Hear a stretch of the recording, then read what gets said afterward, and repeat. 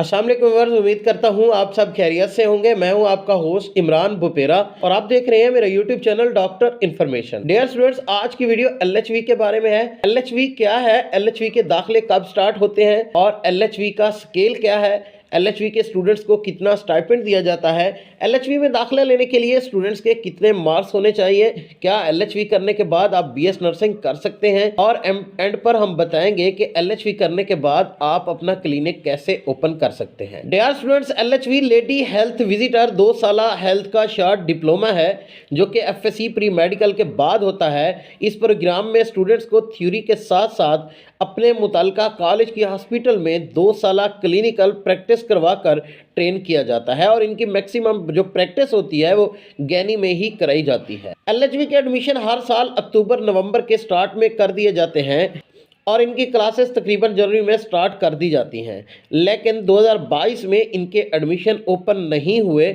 और अभी तक ये भी कंफर्म नहीं किया जा रहा कि एलएचवी के एडमिशन कब स्टार्ट होंगे। अब इसके लिए 2 पॉसिबिलिटीज़ हैं, या तो मार्च में एलएचवी के एडमिशन ओपन हो जाएंगे या फिर इस साल के एंड पे अक्टूबर में एडमिशन स्टार्ट होंगे।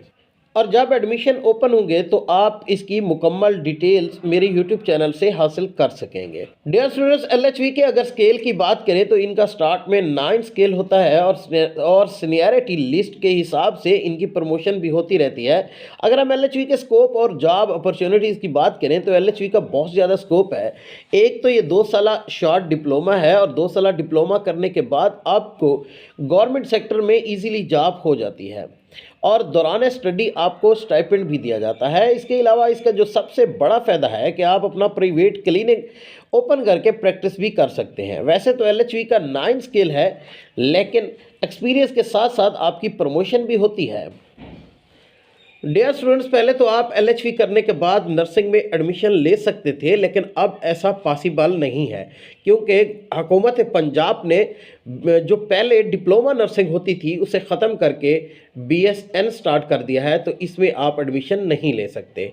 जो पहले वाला प्रोसीजर था वो मैं आपको बताता चलूँ कि जब आप 2 साल एलएचवी का डिप्लोमा मुकम्मल कर लेते थे तो उसके बाद डिप्लोमा नर्सिंग जो पहले हुआ करती थी उसमें आप दाखिला ले सकते थे। वैसे तो डिप्लोमा जो नर्सिंग होती थी वो 4 साल होती थी, लेकिन एलएचवी के स्टूडेंट्स को 3 साल डिप्लोमा नर्सिंग करनी पड़ती थी। 4th ईयर में मिडवाइफरी का कोर्स होता था, लेकिन जिस स्टूडेंट ने एलएचवी किया होता था तो उन्होंने ये कोर्स एलएचवी की स्टडी में कंप्लीट किया होता है, इसलिए उनको 4th ईयर जो था वो करने की ज़रूरत नहीं होती थी और उनको जनरल नर्सिंग डिप्लोमा 3 साल का ही करना पड़ता था। और अगर कोई स्टूडेंट्स ये 3 साल जनरल नर्सिंग डिप्लोमा कर लेता था तो उनका जो स्केल था वो डायरेक्ट जो नर्सिंग का स्केल होता है 16 हो जाता था और उसके मुताबिक उनकी पे भी इंक्रीज हो जाती थी। और वो स्टूडेंट अगर बीएसएन करना चाहते तो उनको पोस्ट आरएन करना पड़ता था, जो कि 2 साल का प्रोग्राम है। पोस्ट आरएन करने के बाद वो डायरेक्ट बीएसएन के इक्वल हो जाते थे। बीएसएन करने के बाद आप किसी भी हॉस्पिटल में हेड नर्स के तौर पर 17 स्केल में अपॉइंट हो सकते हैं। इसके अलावा आप किसी भी नर्सिंग कॉलेज में एज अ इंस्ट्रक्टर के तौर पर काम कर सकते हैं, जो कि 17 स्केल की जॉब होती है।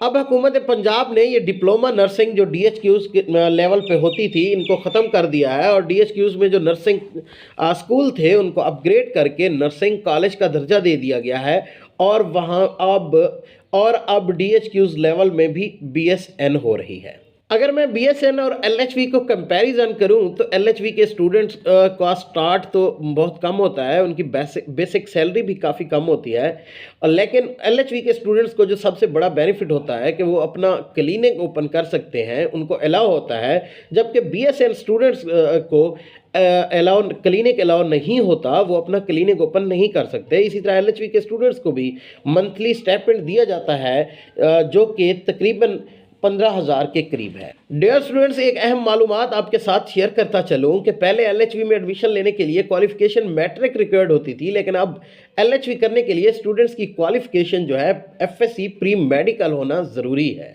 अगर हम एलएचवी के एडमिशन की एज की बात करें तो इसमें जो मैरिड और अनमैरिड दोनों स्टूडेंट्स अप्लाई कर सकते हैं। अनमैरिड स्टूडेंट्स की एज लिमिट जो है 25 ईयर रखी जाती है, जबकि जो मैरिड या डिवोर्स स्टूडेंट्स हैं उनकी एज लिमिट जो है वो मैक्सिमम 35 ईयर तक होनी चाहिए।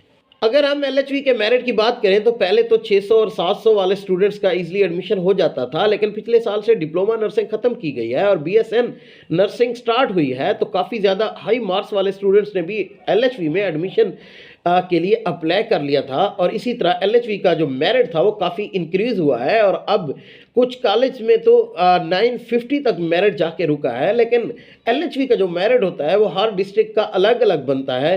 तो इसलिए एलएचवी में अप्लाई करने के लिए स्टूडेंट्स के मैट्रिक में 50% और एफएससी में 60% मार्क्स होना लाजमी होते हैं।